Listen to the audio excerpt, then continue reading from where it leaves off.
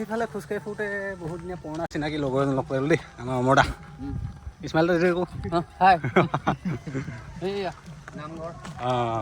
ঘৰটো সেইটো বোলে নেকিহে নেকি? এতিয়া ওলাইছোঁ মই এটা দিবলৈ পুৰণা স্মৃতি জড়িত হৈ আছে ক'ব লাগিব।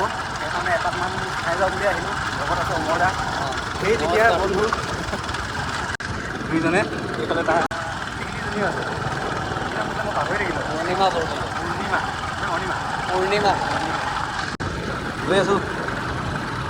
ধুনীয়া এখন ঠাই আৰু একেবাৰে সহজ সৰল ঠাই। মানুহবোৰ বৰ মৰমীয়াল। য'ত নেকি সৰু ডিঙি নাৱত মানুহে পাৰ হৈছিলে। হয় হয়, যান্ত্ৰিকতা বৰ দুৰ্গম এইফালে আহিবলৈ হ'লে। নিজে বনাইছিলোঁ গৈ আছোঁ। হয় হয়, ঘৰবিলাক দেখিয়ে গম পাইছে আৰু ইফালে গোটেই প্ৰায় সংখ্যক মিচিং জনজাতি লোক। ক'ৰবাত মাজে মাজে ঘৰ আমাৰ 1-2% অসমীয়া মানুহ।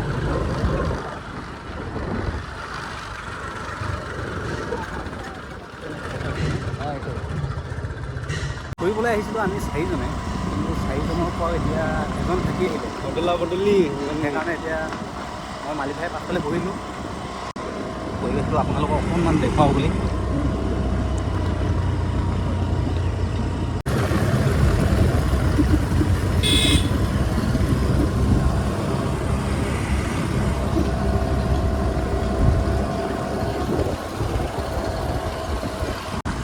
বেছি বহাইনো কি ক'ম, সঁচাকৈ কিন্তু এই অমুকলৈ আহিলে বেলেগ এখন দুনীয়াত থকা নিচিনা অনুভৱ হয়। কিবা ভাল লাগে মানে।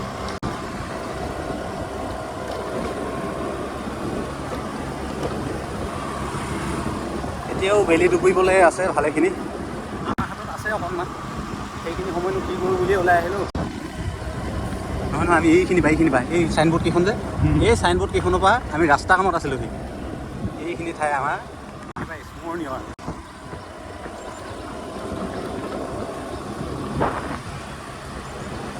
2017 চনৰ কথা। 18, 19, 20, 21, 22, 23, 24, 25 পালেহি। এই কেইবছৰতে বহুত সলনি হ'ল গাঁওখন।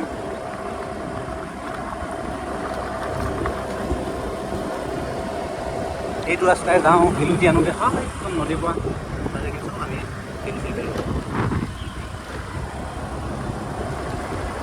আমি ওলাখনে আৰু ঘৰ আমি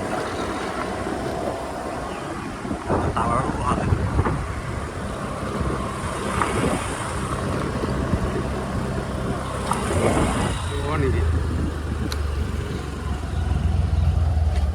এয়া আৰু পৰিৱেশ।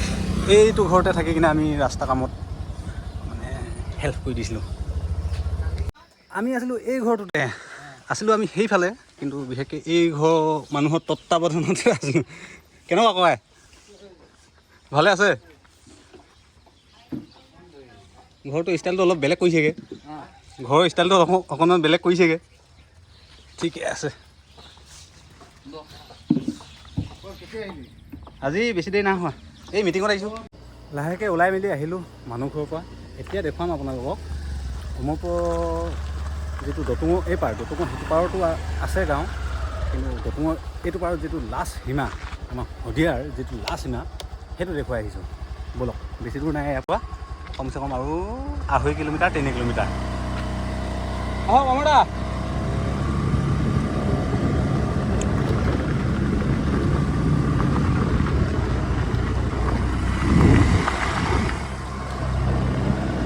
আমি এতিয়া বৰ্তমান যিডোখৰ ঠাইত আছোঁ, সেই ঠাইডোখৰ পৰে অমৰপুৰ মিংমাং নদী। স্কুল LP আৰু ME আছে। ঠাইখিনি এনেকুৱা আৰু ৰাস্তা এইফালে নদীলৈ যায়। তাৰপিছত বাকী দেখাবলৈনো কি আৰু, মানুহ এই ৰাস্তাটো দুই পাৰে যি আছে সেয়াই মানুহ। বাকী সিফালেও চাপৰি, সেইফালেও সেয়া পথাৰ। গৈছে মিংমাঙৰ মৰুং ঘৰ, মৰুং অকুম।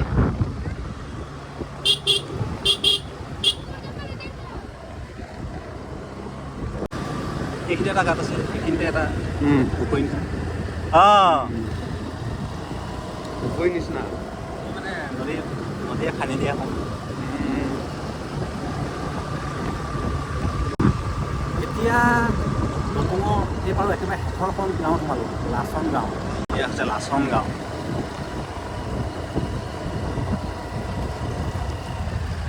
এইখিনিতে ঠাইখিনি এনেকুৱা। ৰেমন ছাৰ, কি খবৰ? এনেই অকণমান চাওঁ বুলি গাঁওবিলাক যায়, পুৰণা চাইজৰ গাঁওবিলাক। এইফালে আমাৰ চিনাকি মানুহ এজন লগ পাই গ'লোঁ। এতিয়া তাৰমানে মালি ভাই আৰু মই অঞ্চলটোৰ একেবাৰে শেষৰ ঠাইখিনি দেখুৱাই আহোঁগৈ বুলি ওলাই আহিলোঁ। মানে এই ঠাইখিনিলৈ অহাৰ পাছত কিবা এটা নিজৰ ঠাই নিচিনা লাগিছে। তাৰমানে বহুত দিন থাকি যোৱা হ'লতো ইয়াতে ৰাস্তা কামতে। এইখিনি ৰাস্তাটো ঠিকে আছে। লাষ্ট বৰ্ডাৰ আমি সেইখিনিলৈকে গৈছোঁ। চলো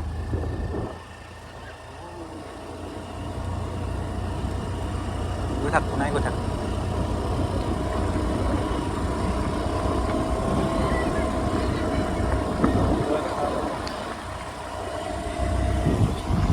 এইফালে প্লে'গ্ৰাউণ্ডত গাঁৱৰ ডেকাবিলাকে খেলি আছে। আহি এইফালে ডাইৰেক্ট নদী। আমি যেতিয়া আছিলোঁ এই নদীখন আছিলে বহুত দূৰত বুলি ক'লেও বৰ বেছি দূৰ নহয়। ধৰি লওক আকৌ আধা কিলোমিটাৰ 1 কিলোমিটাৰমান দূৰত আছিলে। কিন্তু এতিয়া আহি ইয়াত ডাইৰেক্ট নদী, দতং নদী। এতিয়া ঘূৰি দিওঁ আৰু লাহে লাহে সন্ধিয়া হৈ আহিছে। আৰু আমাৰ ঠাইলৈ এতিয়া হ'ব ইয়াৰ পৰা 4-5 কিলোমিটাৰ। দে ঘূমাওঁ এতিয়া। আৰু অমৰদা, মই মালি ভাই ঘূৰি আহিছোঁ আৰু লগতে আপোনালোককো দেখুৱালোঁ অমৰপুৰ একেবাৰে শেষৰ বৰ্ডাৰ বুলি ক'ব লাগিব। এইটো কোৱা মানে পকী ৰাস্তা য'লৈকে আছে তালৈকে দেখুৱালোঁ। সেইফালে ডাইৰেক্ট নদী সিপাৰতো আছে জনবসতি। তো আজিলৈ এৰিছোঁ, বাই বাই।